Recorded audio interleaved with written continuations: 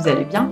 C'est officiellement la deuxième fois que je tourne cette vidéo, puisque mon téléphone a décidé d'effacer la première version. Je suis absolument ravie.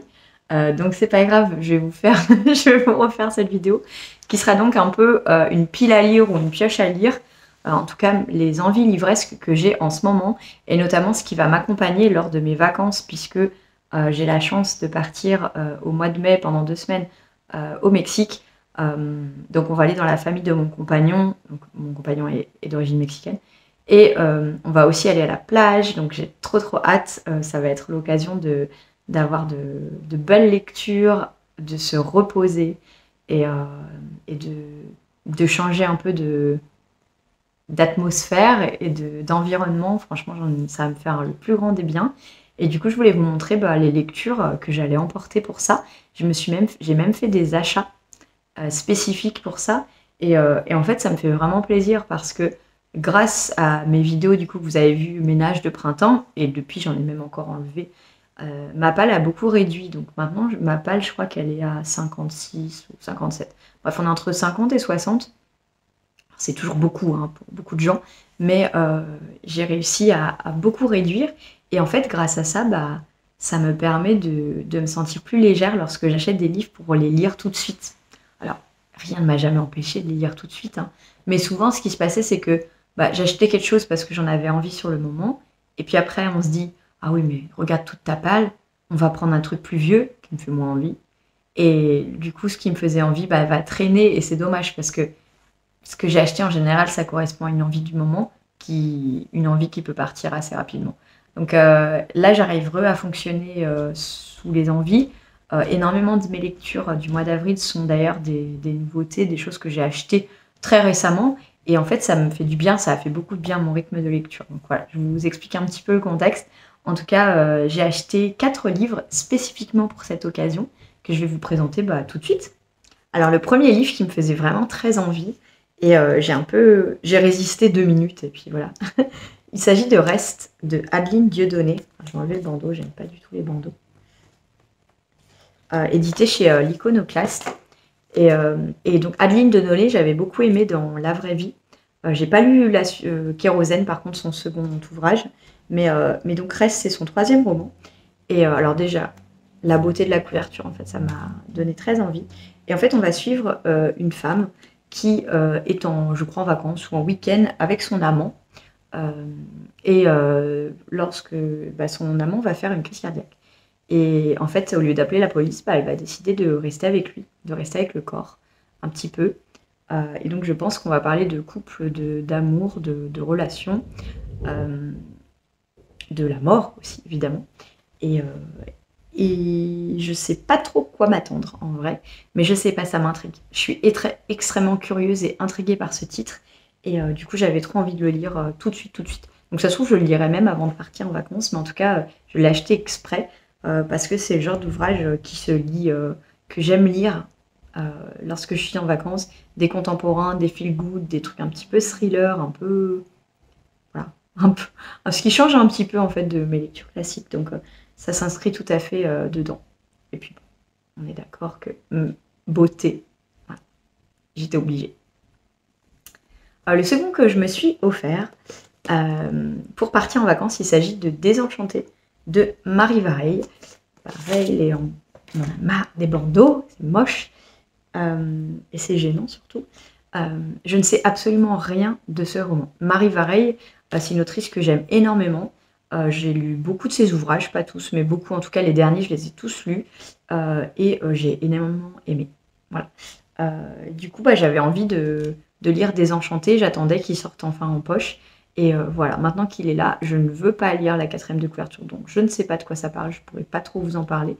Tout ce que je sais, c'est que Marie Vareille, c'est une autrice assez prolifique qui est toujours dans le contemporain feel good, mais avec des thèmes qui sont forts sur plein de sujets différents, qui a une très belle plume, qui peut être un peu piquante, drôle, incisive. Ça, j'aime beaucoup. Et ça me fait envie. Voilà. Donc Marie Vareille, je suis tout ce qu'elle sort. Et donc je suis ravie Je suis ravie de lire Désenchanté, et je pense que ça sera pareil, un des premiers ouvrages que je vais sortir peut-être dans l'avion lorsque je serai arrivée Mexico. Ensuite, je me suis procuré numéro 2 de David Fonkinos. C'est un titre qui me faisait énormément de l'œil lorsqu'il est sorti en grand format. Et j'attendais en fait la sortie poche et j'avais raté la sortie poche. Et c'est mon amie Aurélie qui l'a offert à une autre amie. Et je me suis dit, ah mais oui, pourquoi j'ai toujours pas lu ce livre? En fait, dans le numéro 2, on suit celui qui n'a pas été retenu pour faire Harry Potter. Et donc, sa vie aurait pu complètement changer. Ça n'a pas été le cas. Et je pense qu'on va suivre un peu, pas le deuil, mais aussi un peu de ce rôle, la tristesse, comment il va vivre avec ça. Et avec le fait que Daniel Radcliffe était juste partout, ça m'intéresse. Hormis le fait qu'il y a le côté Harry Potter qui est un petit peu nostalgique, évidemment, mais je trouve que la thématique est très intéressante. Et David Fontkinos, j'avais lu La Délicatesse il y a vraiment pas mal de temps, peut-être même quasi 10 ans, je crois, parce que je pense que j'étais encore étudiante. Et franchement, c'était bien. C'était beau, c'était très bien écrit, donc j'ai hâte de lire numéro 2. Je pense que ça va se lire aussi très très vite, mais pareil. Voilà. Donc tout ça, c'est des ouvrages que je me suis procuré hier, donc ça fait pile à lire, vacances, book haul en même temps. Mais voilà, c'est des livres que j'ai envie de faire aussitôt achetés, aussitôt lus. Voilà. Et le dernier, il s'agit de Labyrinthe. Labyrinthe de Franck Tillier. Donc ça va dépendre en fonction de l'ordre dans lequel je publie mes vidéos, mais donc ça fait partie de la trilogie Le manuscrit inachevé, il était 2 fois. Et donc c'est le dernier tome, Labyrinthe.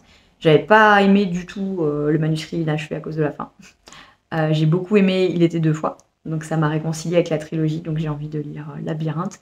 Franck Tillier, voilà, c'est parfait aussi pour les vacances. Surtout là, on est sur du thriller psychologique, c'est tout ce que j'aime. On va parler de la mémoire. J'espère que ce sera pas trop répétitif avec d'autres ouvrages de lui, parce que franchement, j'en ai lu tellement de Tillier. Bon, au bout d'un moment, les thématiques on va dire, se ressemblent un petit peu. J'espère que je n'aurai pas cet effet redondant, mais il me fait envie et il n'est pas très long pour une fois. C'est rare pour un Tillier. 379. Voilà. Par contre, je suis pas très contente de la tranche noire parce que moi, mes pockets, ils sont blancs. Alors, ça change un peu tout. Ils ont changé la charte graphique. Non, c'est pas trop grave, mais pour la bibliothèque, c'est moins sympa. Donc voilà, ça c'est les 4 ouvrages que je me suis achetés exprès pour ce mois de mai et pour ces vacances et que je lirai là-bas. Est-ce que je lirai les 4? Je pense que oui, parce que j'ai pas mal d'avions, évidemment, aller-retour. J'ai des vols internes aussi, parce qu'on va aller voir beaucoup la famille. Et puis, dans la plage, ça va être trop chouette. Donc, normalement, ça sera lu. Et enfin, j'ai 4 autres ouvrages que j'aimerais lire au mois de mai. Alors, je pense pas que je pourrais lire tout ça, mais ça fait partie de mes envies livresques, donc vous allez les retrouver, si c'est pas au mois de mai, ça sera au mois de juin. Donc comme ça, je vous montre un petit peu ce qui me fait envie en ce moment. Donc j'ai Tant que le café est encore chaud, de Toshigazu Kawaguchi. Celui-là, je vous l'avais présenté pour le Shiny Spring Challenge, donc j'espère le lire au mois de mai. Donc c'est un petit café dans lequel on peut remonter dans le temps, si on rentre avant que le café soit refroidi. Donc ça me plaît, ce genre de petite thématique science-fiction mélangée à du contemporain. J'ai entendu des sons de cloche un peu, soit on n'aime pas du tout, un peu mitigé. Donc à voir, mais en tout cas il est tout petit et voilà, ça me plaît, c'est de la littérature asiatique aussi, donc ça change un petit peu et j'espère que ça me plaira. Un ouvrage clairement influencé par une de mes dernières lectures, donc Le Chant du Rossignol de Christine Hanna. J'ai lu en février, je crois, février ou mars, Le Paradis blanc de Christine Hanna, que j'ai adoré. C'est quasi un coup de cœur, je ne sais pas encore si c'est un coup de cœur ou pas, mais vraiment c'est une lecture très marquante, avec une richesse dans les personnages qui était incroyable, des thèmes très forts, et en fait j'ai envie de retrouver sa plume, les personnages très attachants. Et donc Le Chant du Rossignol, ici on va être dans la France occupée, donc pendant la Seconde Guerre mondiale, et on va suivre le destin de 2 sœurs. Donc j'imagine qu'ils vont prendre des chemins différents. À voir. Voilà. À voir de quoi ça parle et comment les relations vont évoluer entre ces 2 sœurs. En tout cas, ça me fait hyper envie. Alors, gros bébé, je pense que celui-là, soit je crois pas qu'il est en audio. Si je le trouve en audio, je me le prendrai en audio, sinon je le lirai en numérique parce que bon, j'ai du mal à le porter. Après, il est hyper lourd. Mais voilà, ça me fait hyper envie, Christine Hanna, et j'avais tellement aimé Le Paradis blanc que je dois lire celui-là, en plus c'est dans ma pile à lire.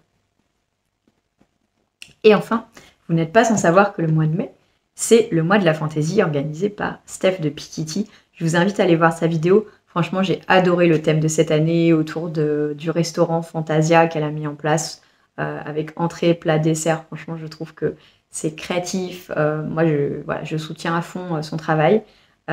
Malheureusement, je ne lis pas beaucoup de fantaisie. Alors, en général, quand j'en lis, c'est des coups de cœur, bizarrement, mais j'en lis pas beaucoup. Je suis très pointilleuse et très sélective parce que c'est pas mon genre de prédilection. Et donc, j'ai quand même choisi 2 ouvrages de fantaisie que je voulais vous montrer.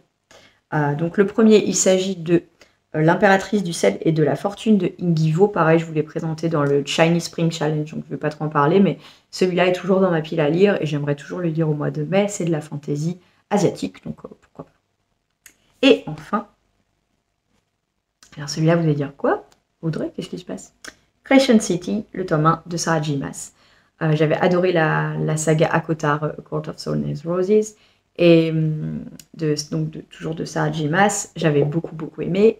Oui. Après, c'était il y a 4-5 ans. Je les avais lus en anglais, même peut-être plus encore. J'avais pas le même âge.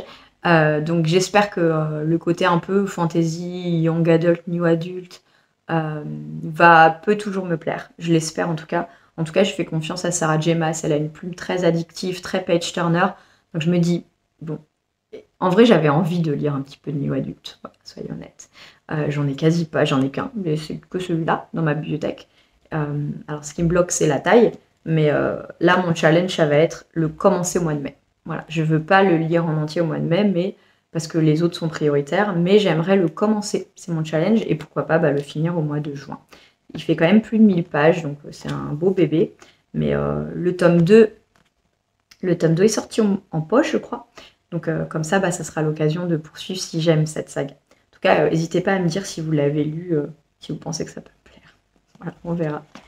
On verra ce que ça peut. Enfin, c'est de l'urban fantasy, donc on a aussi des failles, donc forcément, ça me rappelle un petit peu à Cotard, et du coup, j'espère que je ne serai pas trop perdue.